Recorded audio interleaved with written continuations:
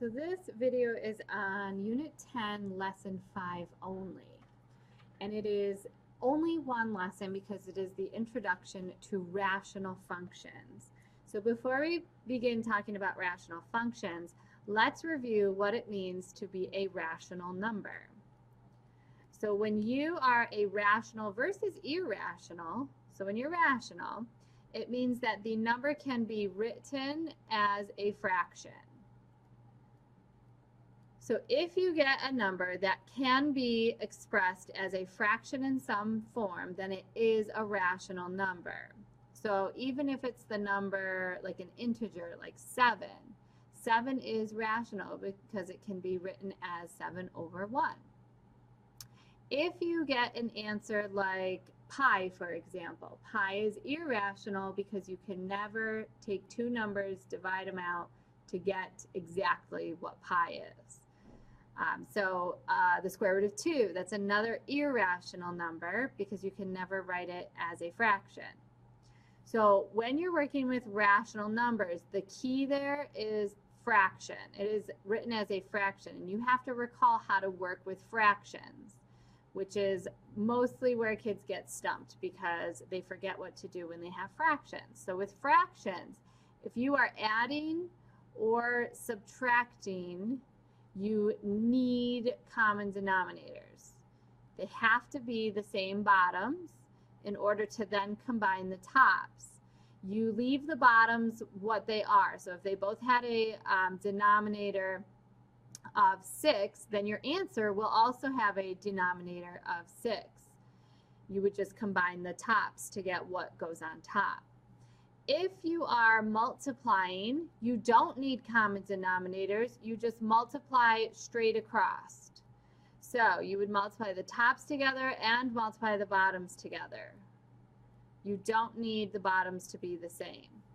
And when you are dividing with fractions, you have to use the method of, now everybody calls it something different, but I always called it copy, change, flip, or keep, change, flip, whatever phrase you learned back in like 6th grade, 7th grade, use that. So what that means is you're going to copy the top, change the second division to multiplication, and then flip the bottom fraction. Remember, if on the bottom it looks like an integer, it's really that number over 1. So when you flip it, it would be 1 over that number. So here we go. We're going to now talk about rational functions, which means your function is going to have an x or a y or whatever variable you're using in it, but it's also going to be written as a fraction where you'll have a numerator and a denominator with x in both of those places. So if you look at this first one, here's our first example of a rational function. The top has x plus 5. The bottom is 2x squared plus 11x minus 6. So the first question they're going to ask us to do is they're going to ask us to find the y-intercept, the x-intercept, where the function is undefined, and state the domain. So that's actually 4 questions in one. So the first one, the y-intercept, remember, you need to be thinking in your head whenever you see the phrase y-intercept, you need to be thinking, oh, for every y-intercept, x equals 0. So you're just going to plug in 0 for x and solve. So to find the y-intercept, oops, let me put a 0 there, not an x. You're basically evaluating what f of 0 is. So I'm going to replace all of my x's with 0. So it's 0 plus 5 over 0 plus 0 minus 6. So that's 5 over negative 6. So it's a fraction that does not reduce to a nice integer. So I'm just going to leave it as 5 over negative 6. So that's the y-intercept. Now the x-intercept is very similar to the y-intercept, except y equals 0. So I'm going to replace 0 not in the x spot, but in the y spot. And remember, f of x is fancy for y. So I'm going to set this whole thing equal to 0. Now, you might be thinking, wow, this looks really ugly. And it does at first, but something nice will end up happening. Whenever you have a fraction on one side and not the other, there's 2 ways to solve this. You can either multiply the denominator over to the other side's numerator, or if you are of the type of person who likes to cross multiply, you could stick this over 1 and then cross multiply, but you'll end up doing the same thing. So it's all in how you want to set up your work. So if I multiply this guy over to the other side, well, guess what? 0 times anything is 0. So now I'm left with just 0 equals x plus 5. If I now get x alone, I subtract the 5 over, I get x equals negative 5. So that is your x-intercept at negative 5. Again, for both of these, you should graph this function on the calculator and check that those actually are the intercepts. The next one, they want to know, where is the function undefined? Well, when you think of a fraction is undefined when the denominator is equal to 0. You cannot have a 0 on the bottom of a fraction. That's the only stipulation with fractions, is that the bottom can't be 0. So guess what? I'm going to find what actually does make the bottom 0. So to find where it's undefined, you set the bottom, so set the denominator equal to 0 and solve for x, and that's what number x can't be. So it's kind of weird that we're actually trying to find what does make it 0, and then we're saying that that's what x can't be. So I'm going to set only the bottom, because I don't care if the top is 0. The top can be 0 all day long, but the bottom cannot. So I'm going to set that equal to 0, and then you should be thinking in your head, I've told you in class, when you see a variable squared, you should be thinking, oh, I got to get it equal to 0, which it is, and then factor. So you can either use the quadratic formula, you can try the split the middle method. Split the middle will work, because if you multiply 2 by negative 6, that's negative 12. We need factors of negative 12 that would add to 11. Well, that would be 12 and negative 1. So I'm going to split this up to be 2x squared plus 12x minus 1x minus 6 equals 0. And then if I factor by grouping, I group the first two, group the last two. I take out a GCF in each pair, so I can take out a 2x, and I'm left with x plus 6. And in the second group, I'm going to have to pull out a negative 1, so that I'm also left with x plus 6. GCF the x plus 6 out. What's left to go in the other factor is 2x minus 1. And then remember, from here to solve, you do your little t-chart where you set them both equal to 0. So you get x equals negative 6. And then you get x equals 1/2. Now, those are your answers for what x cannot be. So these two numbers are the only numbers that would make the bottom undefined. Any other number you plug in for x won't make the bottom 0, therefore it will, quote unquote, work in that function. So now you're going to use your knowledge here to now tell me what the domain is. Remember, the domain are all of your x's. So the domain that work, right, when you graph it there, they are the x's that actually give you an output. They give you a y. So your domain, you can have any negative number from negative infinity up until you get to negative 6, but you can't have negative 6 because that would make the bottom 0. Unioned with, you can then go from negative 6, you can't include it, so make sure it's a rounded parentheses, up till 1/2, and then you can't include 1/2, so make sure it's rounded, and then you can go from 1/2 to infinity. Now that was kind of a weird way to write it, because I actually had to have kind of 2 breaks, because there's 2 numbers that don't work. Now you could have also written it as this.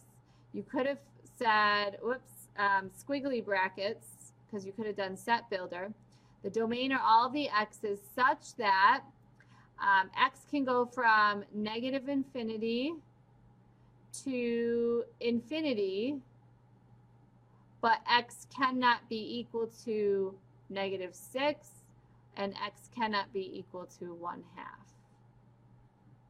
Something like that. As long as you express to me that you can't have, it's all of the x's in the entire world except for negative 6.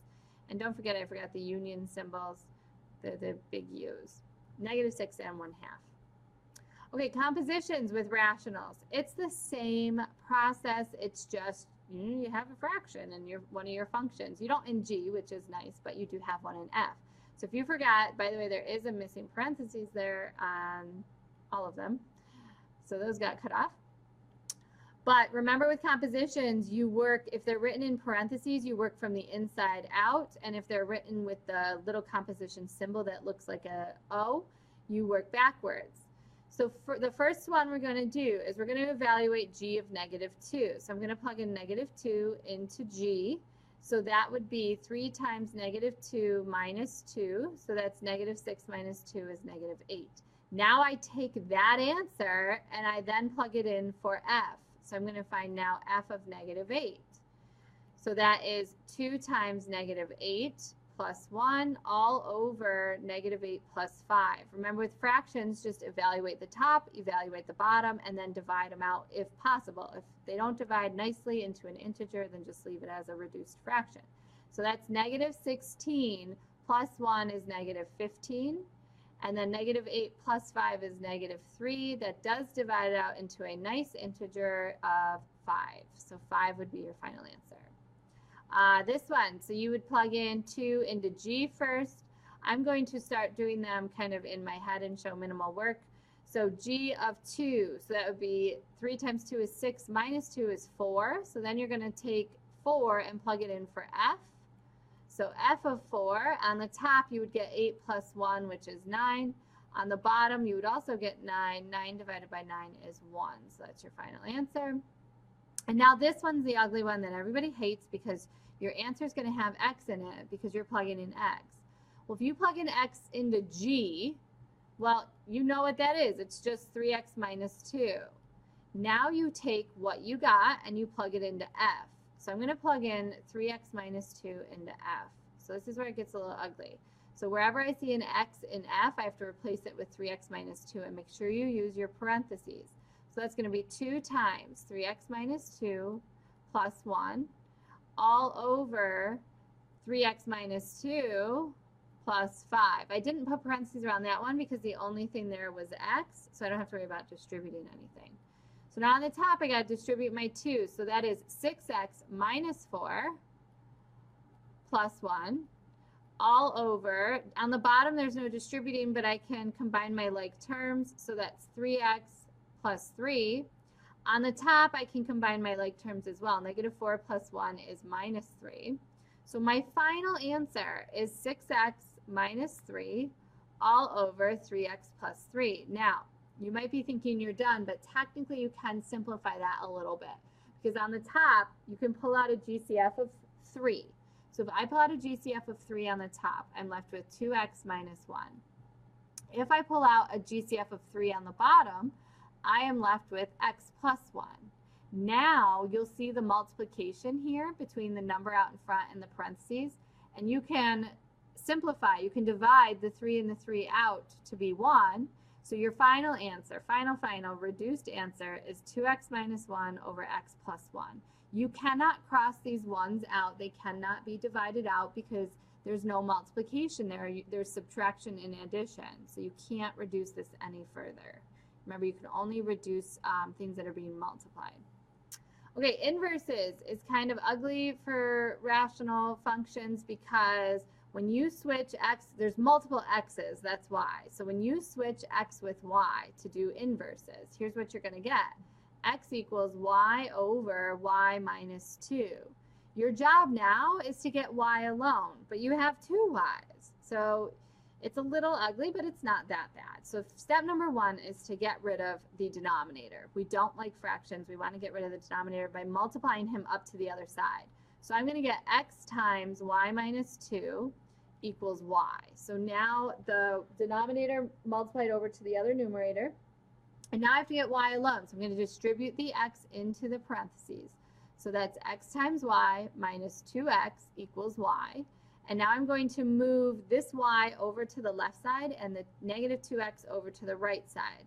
So I'm going to move my work. I'm going to go up here. So I would have x times y minus y equals 2x. Well, now that all of the y's are on the same side, I can GCF out a y from both terms. So I would have left, if I pulled out a y from both of those, I would have an x and a minus 1. And now I have a single y, so I can get it alone by dividing the x minus 1 over to the other side. So my final answer is y equals 2x over x minus 1. Remember, these x's cannot divide out because while this x is multiplied with the 2, this x has a minus 1 attached to it, so you cannot separate them. You can't divide that x out with that x. Okay, so letter B, we're going to switch x with y, so we get x equals y plus 3 all over 2y. Multiply the 2y over to the other side, so you get 2xy equals y plus 3. Now I want to move all of my y's to one side and everything else I can to the other. So if let's see, we'll bring this y over to this side. So I'd have 2xy minus y equals 3. And now I can GCF out a y from both terms. So if I pull out a y, I'm left with 2x minus 1 equals 3. And then I'm going to divide the 2x minus 1 over to the other side. So I'm left with 3 over 2x minus 1. Remember, you can check these and check that they actually are inverses of each other, because if you graph the original and the inverse, they should be reflections over the diagonal line y equals x. All right, and the last one, to tell if it's even or odd, you have to look at the exponents. So remember a quick kind of, it's not really cheating, but a quick way to check if it's even or odd is that you could graph it, and if it forms, I think my one class called it an S kind of shape, it would be an odd, and if it forms a U, it would be even. So that's one way you could check. You could also look at the end behavior. If both of the ends go in the same direction, it is even, and if they go in opposite directions, it's odd. So if you were to graph this, you would notice, you would get something like so. So you should notice that this will be an odd function. So the kind of shortcut to tell if it's odd or even, you take a look at the highest exponent on the top, the highest exponent on the bottom. So I'm only going to focus on the x squared and the x. So x squared over x. If you divide those out, you would get x to the first. Well, 1 is odd, so it should follow an odd shaped graph. Remember, some stuff might happen in the middle that makes it look a little different from other odd functions, but you only care about looking at the ends. Do they point in the same direction? That would be even. If they point in opposite directions, that's odd. Okay, so that is it for lesson 5 on rational functions. So just don't forget your rules about fraction.